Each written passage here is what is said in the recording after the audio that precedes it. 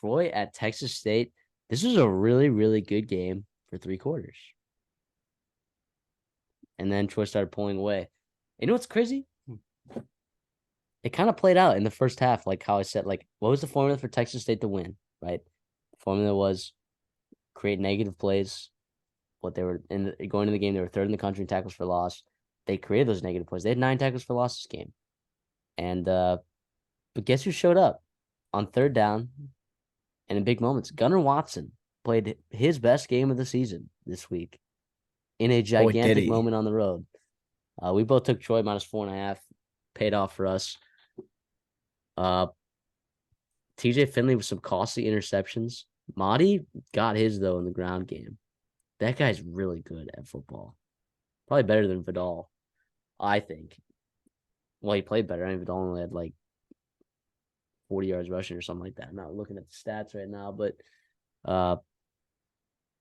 yeah, they Texas State shut down the run game, and then credit Gunnar Watson finding a way. Credit John Sumrall once again, getting his boys ready to go in that second half, making adjustments and outscoring them 24-3 in the second half.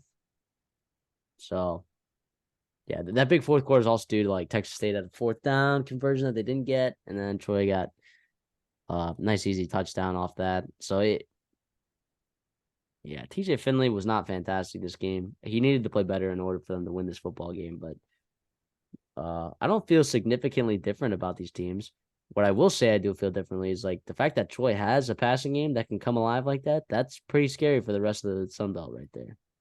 Absolutely. Absolutely. And they got their toughest games behind them, in my opinion, in the Sun Belt. Yeah, I mean, you got to think that Troy's kind of the favorite right now to win the Sun Belt, right? Especially with no James Madison. Because James Madison can't play, right? I mean, and then so they spearhead right that side of the division, right? They're leaders in that, and then in that division, I don't even know that anyone can catch them really. Like based on how well Troy's been playing football. Well, Louisiana is still on their schedule. They can technically, and I guess, and that's they've been playing well. South Alabama as well can catch them, but I think, like you said, like they get both those games at home. If South Alabama does not have Carter Bradley, like they are not going to be able to compete with Troy. I'm sorry. Well, and especially on the road, Troy gets a game at home as well as Louisiana. Their 2 road games to end the year are the 2 worst teams in the Sun Belt. UL Monroe and Southern Miss. I do think I want to shout out Malik Hornsby. He had a passing attempt, he had rushing attempts, he had a reception. Finding ways I love involved. I love that he's a dynamic player, really dynamic player. I know when he transferred there from Arkansas, people were excited about him.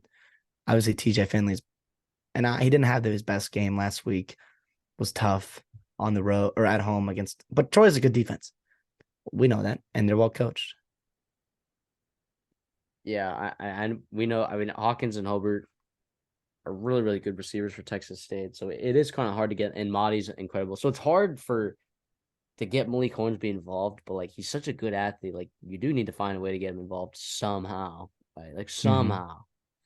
So it is nice to kind of see that they're finding a little bit ways to get him involved. He had one play where like he got pressure on him, and I thought he was gonna like get out of this crazy sack or whatever, and I don't know. I just whatever. I like Malik Hornsby. I always have. It'd be really cool to see him do really well, but unfortunately, he's kind of stuck behind some other really good athletes at running back, wide receiver, and quarterback right now. So. Which is it's a good problem to have there for Texas State. I do. Jabray Barber for Troy, their wide receiver, in-state kid from Dothan, Alabama, was incredible. 10 receptions, 160 yards. Obviously helped out Gunnar Watson that passing game. He's done it a couple times already this past month, right? Georgia State, he had 120 yards. Army had 130 yards. Right. If like you mentioned that if they can get that passing game going, watch out. Really watch out because they could do some damage against any of the teams that they play remaining on their schedule, and then hopefully in the conference championship game there come December. I agree.